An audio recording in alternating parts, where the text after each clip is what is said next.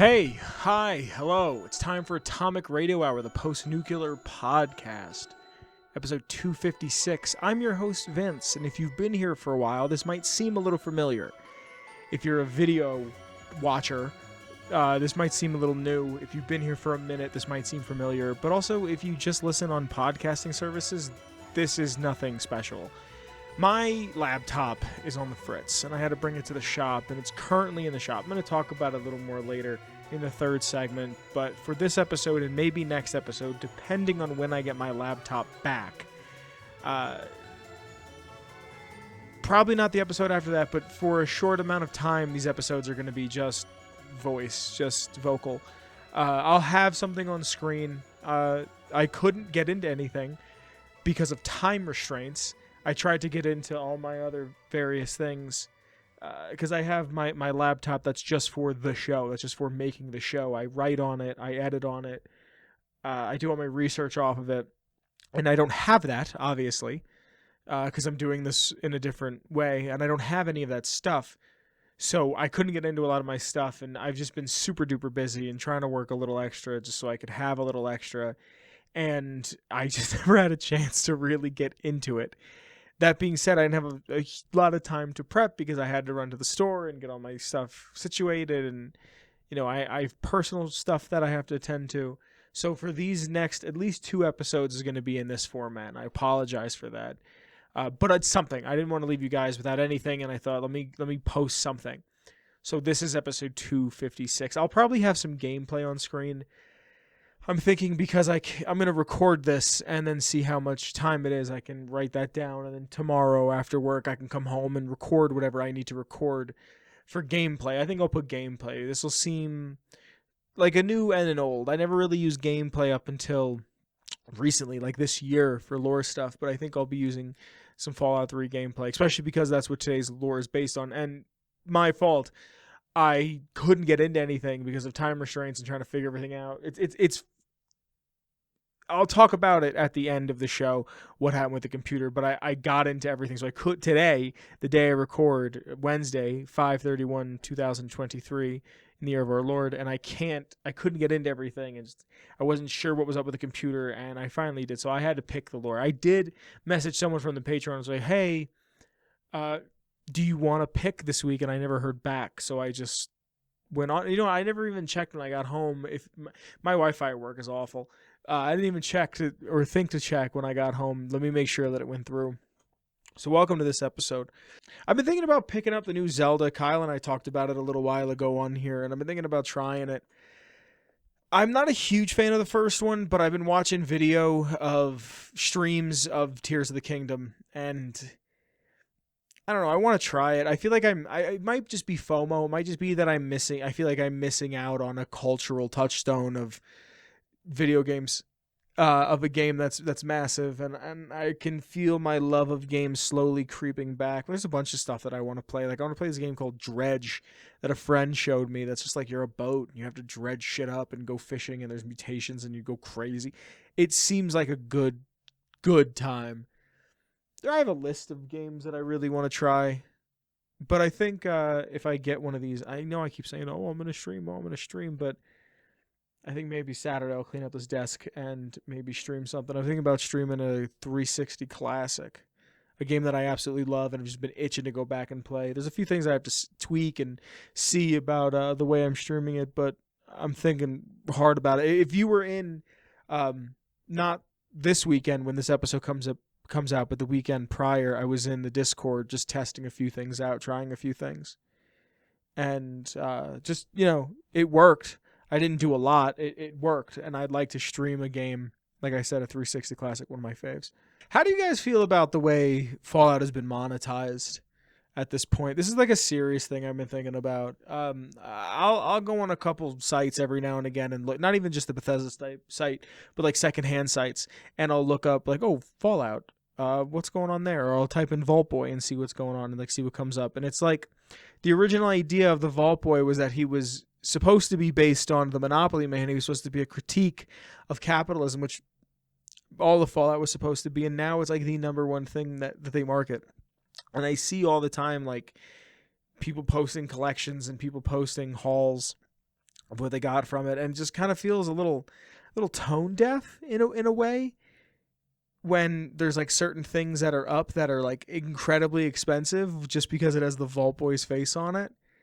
And it's just something that I think about a lot, because I think that like with any collectible, with anything that has some sort of a value because of a fan base, there's a secondary market.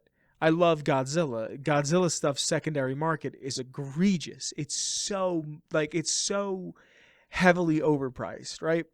So it's just like, oh, here's a figure that came out a year ago for $30. It is now $90. Super 7 makes these great figures, and I really want a couple of them, but I don't want to take them out of the box.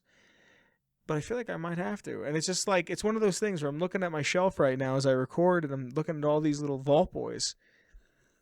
And part of me can sit here and be like, well, that's the point. Like, it's almost meta the way you buy into it. Like, you have all of these figures, you have all of these accessories, these t-shirts with this logo on it, with this character on it, who represents just a commodification of entertainment, really. I mean, the Monopoly Man is supposed to be a play on the times. It's supposed to be a play on like an autocracy of an aristocrat of the time.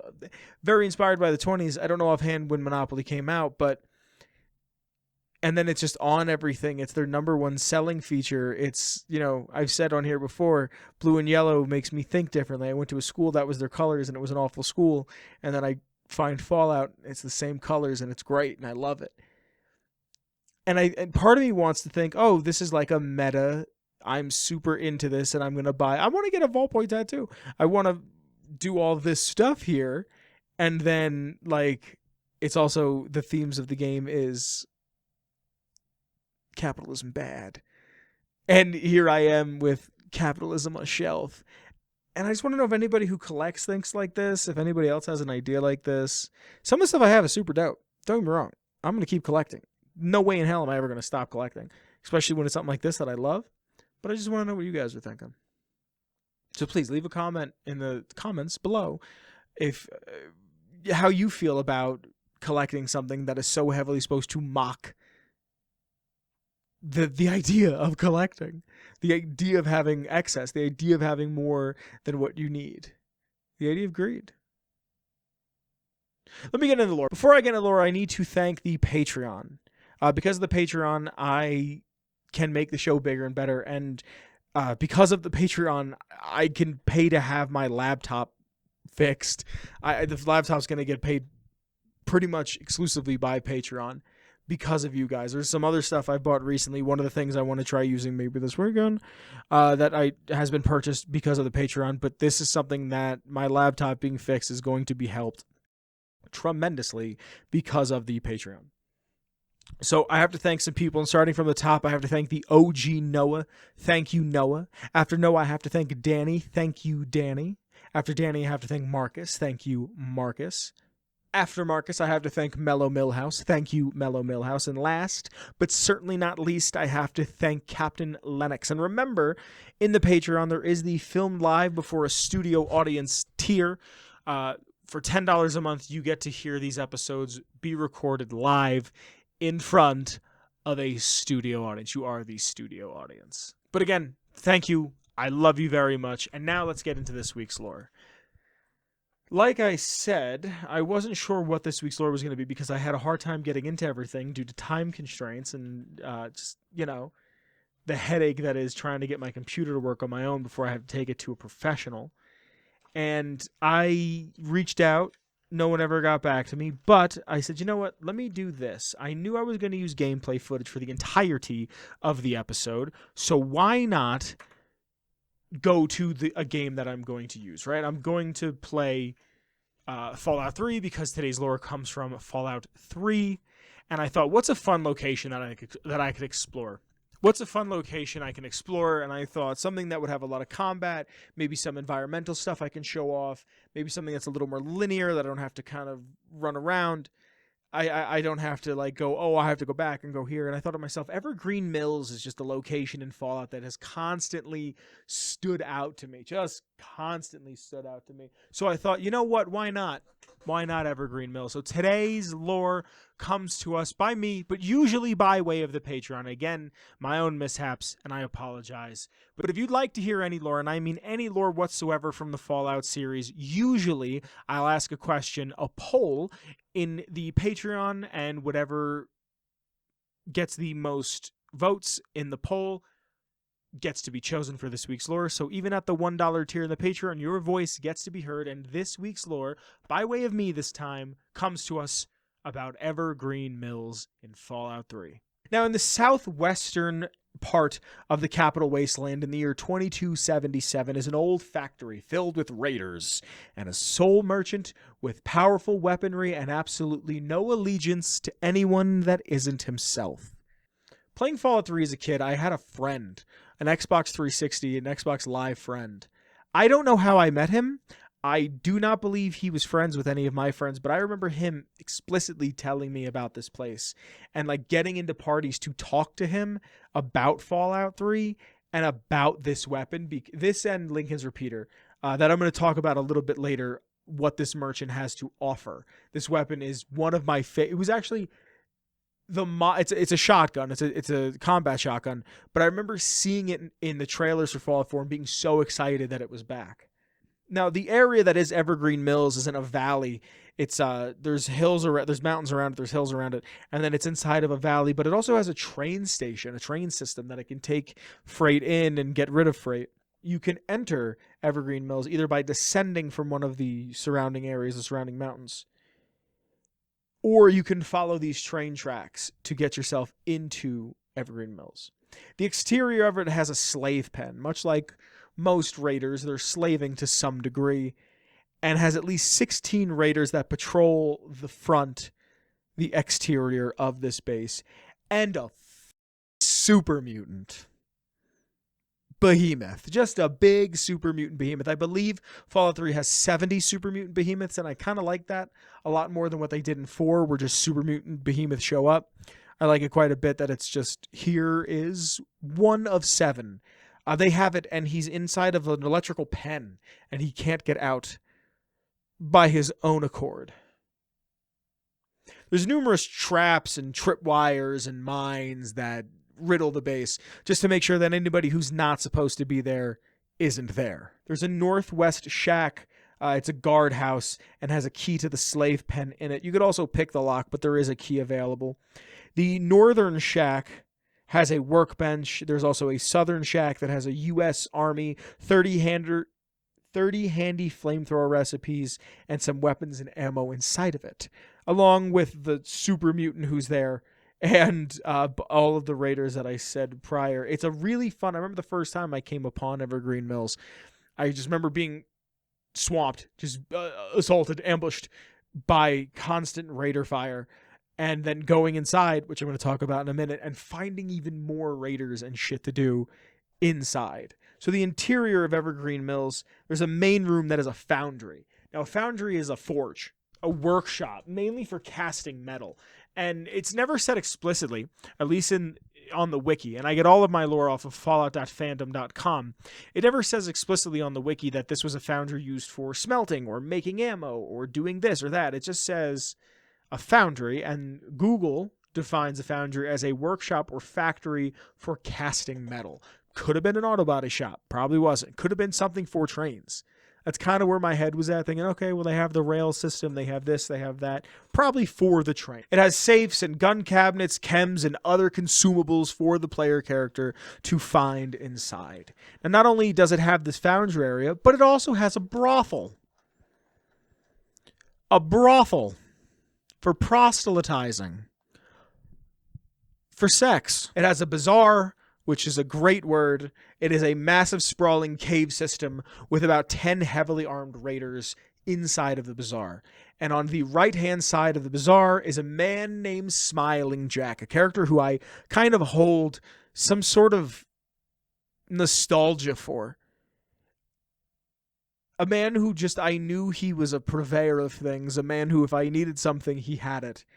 Along with the barter bobblehead can also be found into this part of Evergreen Mills. Now, Smiling Jack, because I'm never going to get another chance to talk about Smiling Jack, I want to talk about him right here, right now. He is not a raider.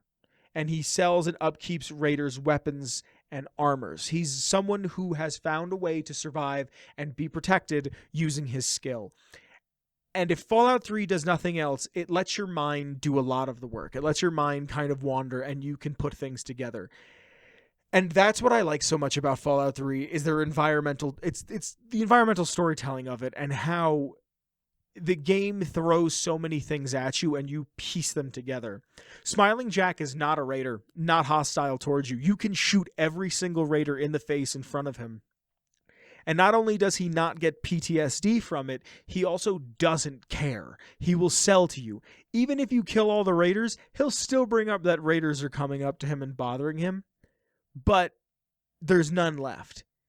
He's a man who said, I know how to do this. I can get things. I can fix things. I can make things. More importantly, I can sell things.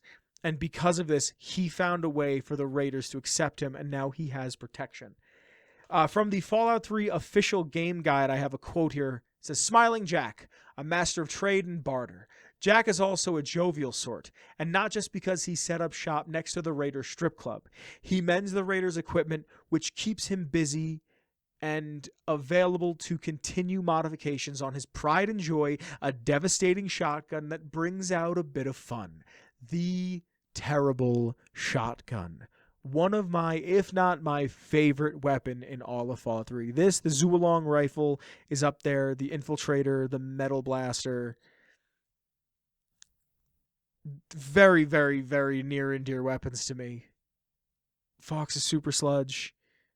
Like, I love the terrible shotgun. This is the guy that I was talking about earlier, that when I would play on 360, he would I would talk to him and he would tell me how to get the weapons that I needed and like what to do and everything. I have no clue what happened to that dude. Hope he's okay. Hope he's alive. Like I said, I think he was like a friend of a friend of a friend of a friend. But Smiling Jack has the terrible shotgun, and in Fallout 4 it comes back as terrible shotgun in French. Les terribles. My French is atrocious, and I apologize. But it's just something that, like, they made the plasma rifle toys. They're like full size figures that you could own. And I always wanted them to make a laser rifle. I would have bought the laser rifle, but I really wanted them to make a combat shotgun. That's one of my favorite. I love the way it looks. I love that gun. Now, the way you get the terrible shotgun is you have to kill Smiling Jack for it. And if you kill him, you get his vendor key, you get a ton of caps, his gun, a bunch of consumables, a bunch of chems, a bunch of fun stuff that's going to make your playthrough even better, a little easier, but you get rid of a purveyor of things. Now, the raiders here can spawn back. They can spawn back. It's not all of them, and the Super Mutant Behemoth never does. But if you go away for an amount of time and come back, some of them will respawn. Some notes for you that I get, again, off of fallout.fandom.com is the Super Mutant Behemoth can be freed and kills everyone, so you don't have to, but you will then need to kill the Behemoth. I was streaming Fallout 3, I don't know if it was this year or not. If it wasn't, it was last year. And it was Framkey Grundlechew. That's who I was playing. That's a real name that my brain invented with the help of the chat. And I remember getting to Evergreen Mills with her. And I had a sniper, and I just remember taking out the little generator box, and the Super Mutant Behemoth comes out and just messes up everybody. Then you have to kill him, which isn't super hard because he doesn't have any armor or a big weapon. He just has fists. And I remember that was the thing I did the first time. I got there and I was shooting raiders, and I saw that because the electrical box, because there was a raider there. And for some reason, I never saw the Behemoth. And I shot the box because the raider was next to it, did a little explosion damage, and then out comes a Behemoth just swinging.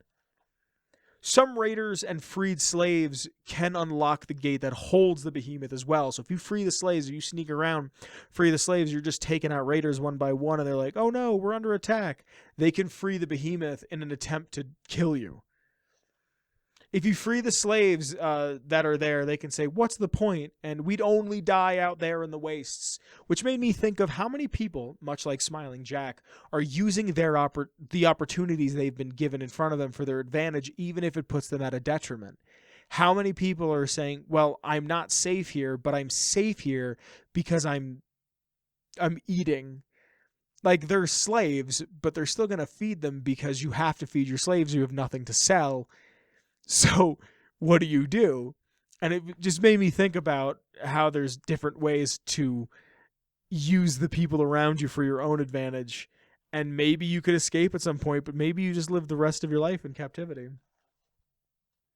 Shrapnel may venture to Evergreen Mills looking for Flack, who's a former slaver, and because Shrapnel is marked as an essential, he will wipe out everyone, including the behemoth, if he goes to Evergreen Mills. So there's a quest where you can enslave Flack, and he goes looking for his friend. Shrapnel goes looking for his friend, and because it's a group of raiders, it's heavily implied. On the wiki, it says that Flack was a former slaver, but it's heavily implied that if you're a slaver, you're a pretty ruthless raider. They would have known about Evergreen Mills. And in one of my favorite little notes that I read is, after the Take It Back quest, and if you have broken steel installed, an ambush of aqua pura can be found on the path to the foundry.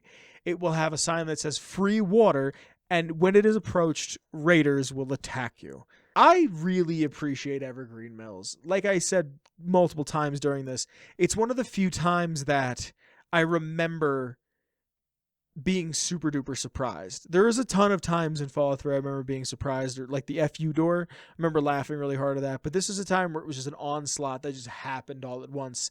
And then the behemoth shows up to swing. It's a location that I think about fondly. I just remember it so vividly. I wish there was a little more storytelling there. I wish there were some terminals where you could find out what the area was about more in depth. But it's the most Fallout 3 location of all time. Like, it is what it is. It serves its purpose. It's a fun little vignette. You get in, you get out. But that, my friends, is all I have for this week's lore. Hey gang, welcome to segment 3 of Atomic Radio Hour. Like I said, this was an episode that just, everything that could have went wrong, knock on wood, everything that went wrong with me recording and getting into all of my files and stuff went wrong. And I just, my laptop that I record and edit and write on, its fan went. Its fan had been gone for a while, and I never really noticed it up until about 2, 3, 4 months ago. And I was like, I really got to take care of this. And then all of a sudden, I was going through some footage of a project I wanted to work on, and it would just shut down. Like, I use DaVinci Resolve 17, I think it is. It's free. It's up in, like, I think even the paid version is $300, and without the paid version, you could edit up to like 4K. It's ridiculously good. And the paid version is like $300, and there's a few extra things you get. There's like a $30,000 version that is for studios, and they edited Godzilla King of the Monsters from 18 or 19 on it, and I love that movie, and it just made me happy that I used that software. Anyway, it just wouldn't work. The software just wouldn't load, and I said, all right. So I took it to the computer place that's not far from me, and the guy's like, let me just blow it with air and see if that changes anything. And I was like, yeah, go ahead. And he blew it with air, and it didn't change anything. He's like, all right. So I'm paying a lot in labor, but I assumed that was going to happen. Like, I just assumed, like, you go get your toilet fixed. The price of the toilet and the wax ring and the fittings and everything else is probably about half or a quarter of what the labor costs, because you're paying for someone's expertise. I'm paying for someone to fix it. They're also giving me a warranty in case something doesn't work after they fix it, and it's taken care of. So and they're also going to add cooling. What did he say? I guess like thermal paste. I guess they're going to add more thermal paste to it and everything to make sure that it's tip top. So it is what it is, and it ain't what it used to be. It's a lot of money that I got to pay, but it's better than having to buy a $1,200 editing rig, which I guess is the next move. I guess the next move is to, like, you buy a laptop, and the guy told me rule of thumb is about $100 or $100 equals every year you're going to get out of a machine. And I have to just, buy an editing machine. There's a lot of things I'd like to do with an editing machine. I'm thinking about getting one that's a little more pricey. I'm probably going to build it myself. But if I build it myself, what I really like to do is start making music again, grab my MPC, download all that software, and have it here. I just haven't been in the mood, but I thought, you know what, if I'm going to have this like nice ass computer, I might as well maybe use that to become a dedicated stream machine and just have my PC as just my, my knockabout thing. Maybe like play Fallout on it, watch YouTube, check social medias, emails, buy things. And I have that, and it does its job. Like, I can't say it doesn't, but then I'll have something to edit on and work on and do stuff with. And, it's a big investment, man. It's a lot of saving I got to do. It's a lot of trips I can't take, which sucks, but it is what it is, and it ain't what it used to be. I'm planning on doing a big trip for my birthday, so November of 2024. I'm thinking that's next year. I'm thinking about doing a big trip. I'll talk about that more when it happens, but I have to wait for the tickets to become available in the next few months. I want to buy my ticket. It's going to be a big one. It's going to be one that I've been looking forward to since I was a very little boy, but we could talk about it when the date gets closer. I just, it stinks that this whole thing has happened with my laptop, but I'll probably get another 2-3 years out of it, and I'm super, super happy with that. Any investment you make is the best. The best type of investment you can make is in yourself, and I bought that laptop for the show, so I could buy an editing rig for the show. But that's really all I have for you this week. Sorry, it's a shorter one. Sorry, there's no me. Sorry, it's just gameplay footage.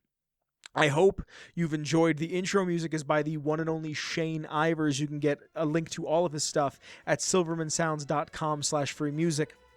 My song is called Feather Duster, but he's got a ton of heat on his website. In the description, there's a link to my Twitter, Kyle's Twitter, and the show's Twitter. There's also a link to the Patreon. Thank you again to the Patreon. If you'd like to support in any way whatsoever, please feel free to give it a look-see. From the $1 to the $10 tier, your voice is heard on this program. And at the $10 tier, you get to hear these episodes get recorded live. There's also Redbubble if you'd like to support in a smaller monetary way.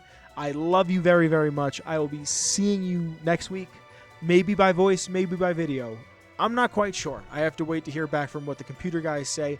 Either way, thank you for being here. Thank you for listening. I love you very much, and I'll be seeing you very, very soon. Bye, everybody. Bye. Atomic Radio Hour Podcast. This has been a production made by your friends at Ghoulman Entertainment.